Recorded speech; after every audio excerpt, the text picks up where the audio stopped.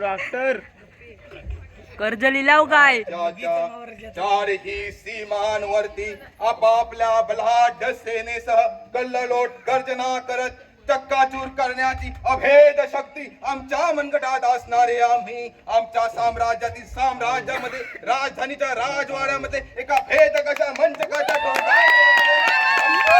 सरकाराच्या हृदयासागराची एक साधा शिंपळाव काढू शकलो नाही. अभ्यात इकडे बघत नाही हसून जाऊन सांगा त्या शत्रूच्या राजाला म्हणावं खबरदार खबरदार आमच्या सारंगपूर राज्यावरती चाल करून याल तर खबरदार. या राजाचा खबरदार तुम्ही याल तर. कारण मी आहे राजा चौरंगपती.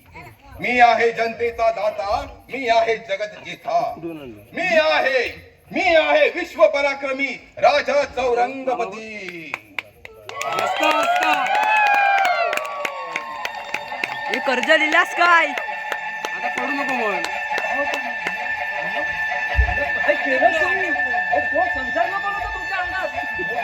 आता बसून नीट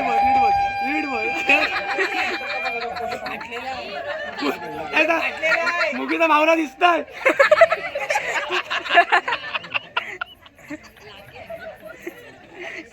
डॉक्टरांनी कर्ज लिहिलाल परत करा रे पैसे.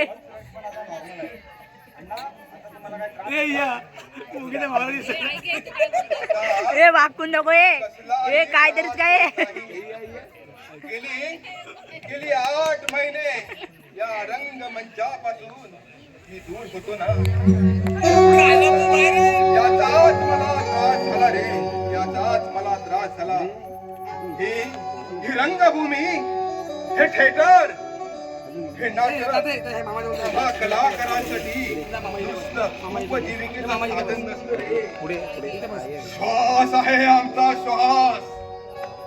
जेव्हा ही तिसरी घंटा होते आणि हा समोर असलेला मखमली पडदा सरतो ना तेव्हा अजूनही धडधड होते रे. धडधड बऱ्याच रोगांना दूर करते.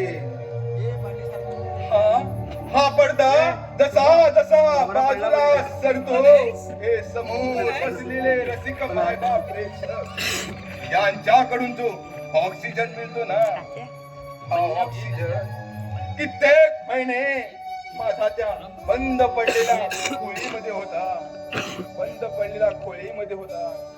रसिक हो तुमच्या टाळ्यांचा कडकडाट यांच्यातून जी ऊर्जा निर्माण होते ना, बंद पडली होती.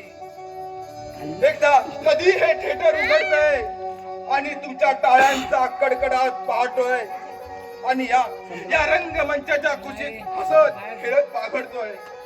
असं झालं होतं रे मला. असं झालं होतं. काही झालं नव्हतं मला. काही झालं नव्हतं. ठीक आहे. मी ठणठणीत आहे एकदम. ठीक आहे.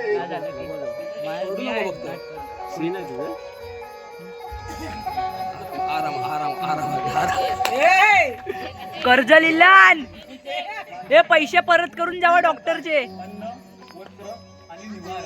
सपला